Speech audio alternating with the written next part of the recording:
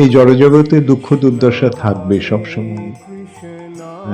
এই জড়জগতে দুঃখের আলয়, দুঃখালয়ম, দুঃখের আলয়। সুতরাং এখানে আমরা যতক্ষণ আছি দুঃখ আমরা এড়াতে পারবো না, দুঃখ আসবেই, আবার সেই সঙ্গে সুখও আসে।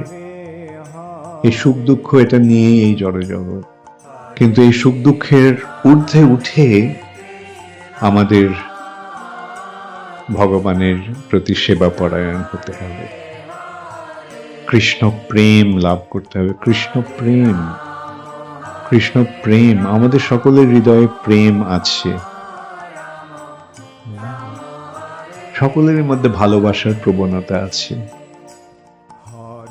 আর সেই ভালোবাসা যখন কৃষ্ণকে অর্পণ করা হয় তখন আমাদের হৃদয় শান্ত হয়।